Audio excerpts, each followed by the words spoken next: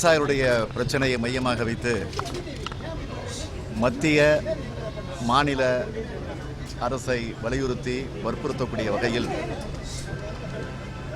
தமிழகம் முழுவதும் ஒரு முழு அடைப்பு போராட்டத்தை ஏற்கனவே அனைத்து கட்சி சார்பில் கூடி முடிவெடுத்து அறிவித்திருக்கிறோம்.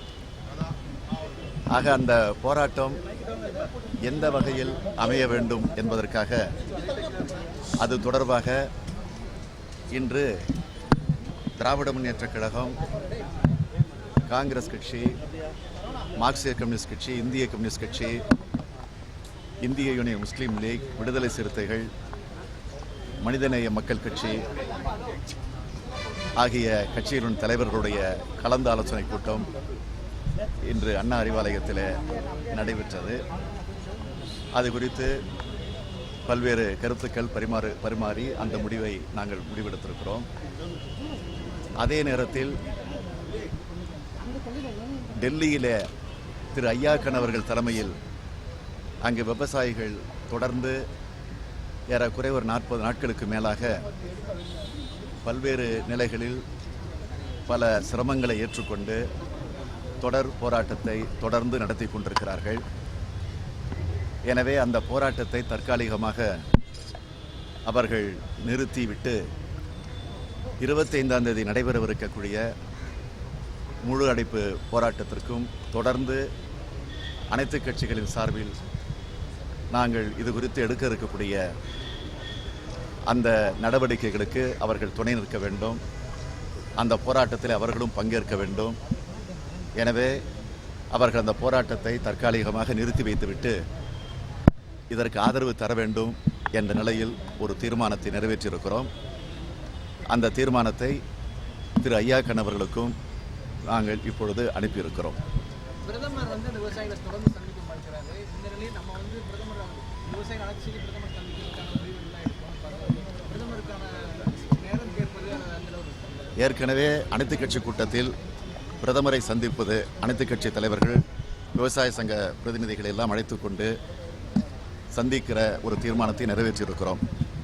அந்த தீர்மானத்தின் நகலை அத்தோடு எதிர்க்கட்சி தலைவருங்கிற முறையில் நானே ஒரு தனிப்பட்ட முறையில் பிரதமருக்கு கடிதம் அனுப்பி வைத்திருக்கிறேன். அது மட்டுமல்ல, எங்களுடைய நாடாளுமன்ற உறுப்பினர் திருச்சி சிவா அவர்கள் 2 நாட்களாக டெல்லியிலே தங்கி பிரதமரை சந்திப்பதற்கான முயற்சியிலே அவர் முழுமையாக ஈடுபட்டார்கள். ஆனால் எந்த பலனும் கிடைக்கவில்லை. நான் எழுதிய கடிதத்திற்கு இதுவரையில் எந்த பதிலும் வரவில்லை. கட்சி தலைவர்கள் 25ஆம் தேதி போராட்டத்தில் ஈடுபடுற மாதிரியான திட்டங்கள் அது குறித்து தான் இன்றைக்கு விவாதித்திருக்கிறோம், பேசியிருக்கிறோம்.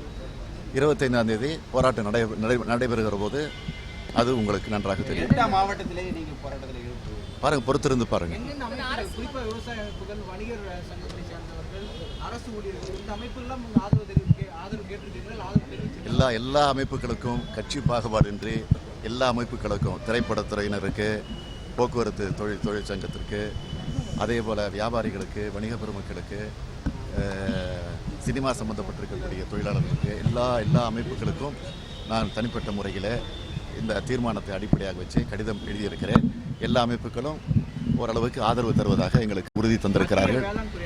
மிக தெளிவாக பல்வேறு போராட்டம் நடந்து கொள்வது கூட விவசாயிகளை ரத்து செய்ய முடியாது, வெளிப்படையாக இந்த சூழ்நிலையில் இது போன்ற போராட்டங்கள் அதுக்காக தான் இந்த போராட்டமே இல்லை. அதுதான் எது மாதிரியான நடவடிக்கை எடுக்கணும்னு நினைக்கிறீங்க? மத்திய அரசாங்கம் ஏன் இவ்வளவு ஒரு கடுமையான சூழல் இருக்குது? அதே சமயம் மற்ற மாநிலங்களுக்கு அவர்கள் நடவடிக்கை எடுத்துட்டு வராங்க விவசாயிகளுக்கு. இல்லை, இன்று இந்த போராட்டத்திற்குரிய விளக்கம் சொல்லக்கூடிய வகையில் தான் இன்றைக்கு இந்த கூட்டம் நடைபெறவிருக்கிறது. இன்றைக்கு மயிலை மாங்குளையிலே பொதுக்கூட்டம் நடைபெறவிருக்கிறது. தொடர்ந்து 25ஆம் தேதி முழு அடைப்பு போராட்டம் நடைபெறவிருக்கிறது. ஆக இதற்கு பின்னும் மத்திய மாநில அரசு செவிசாய்க்கவில்லை என்று சொன்னால் தொடர்ந்து மீண்டும் நாங்கள் கூடி இது குறித்து விவாதித்து அடுத்த கட்ட நடவடிக்கை நிச்சயமாக நாங்கள் மேற்கொள்வோம்.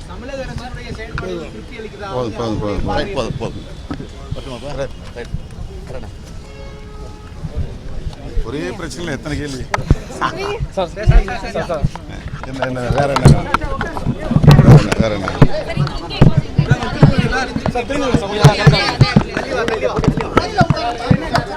அவரு தான் சொல்லிட்டார். அப்புறம் வேற என்ன?